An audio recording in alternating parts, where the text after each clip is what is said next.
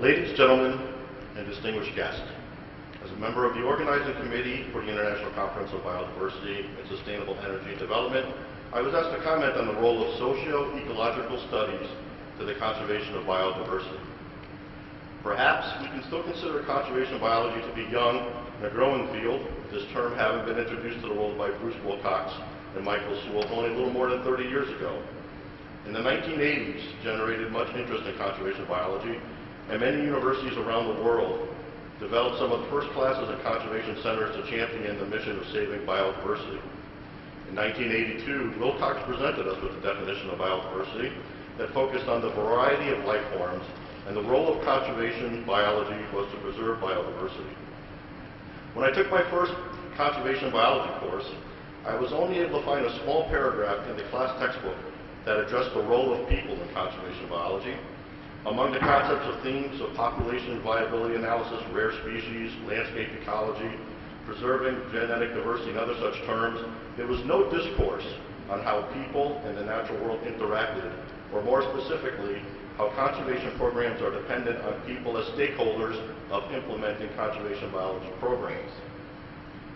The 1990s was an exciting time to be part of conservation biology and the preservation of biodiversity. I was fortunate enough to be part of the Nature Conservancy's momentum to establish their natural heritage programs in all 50 states and expand to Central America and other countries. However, in my training as a natural heritage zoologist, no specific mention of the role of social sciences was mentioned back then. It was not until 2001 that the report People Matters, the Nature Conservancy's use of social science tools to understand and work within the human context of conservation, heightened awareness. In their executive summary, they proposed that human activity is the driving force behind the loss of biological diversity worldwide. Although early conservationists sought to shut out human activities by setting aside nature reserves, practitioners have become increasingly aware that this approach alone is insufficient. Instead, conservation today is as much about understanding and working with people as it is understanding and working with nature.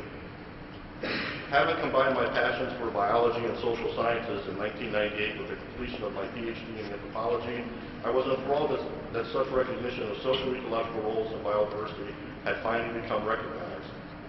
Today, this recognition continues.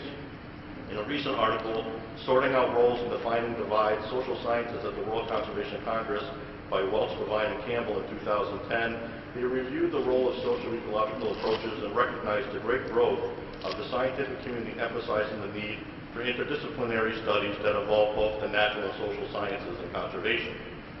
Perhaps Supin Wangusakaram summarizes this role and integration best in the Nature Conservancy's 2012 Science Chronicle series, How Can Social Sciences Contribute to TNC?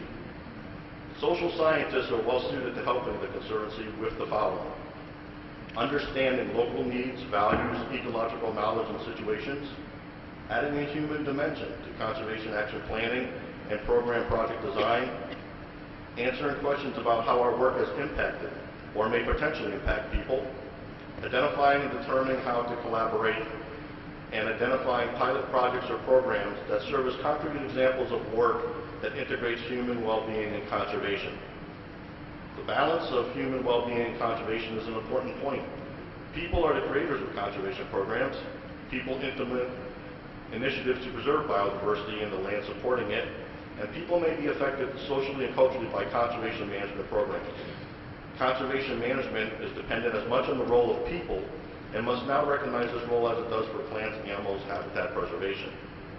Our Biodiversity 2012 conference theme of applying research into the socio-ecological studies to conserve biodiversity will further champion and increase the awareness of the role of people in conservation biology and biodiversity.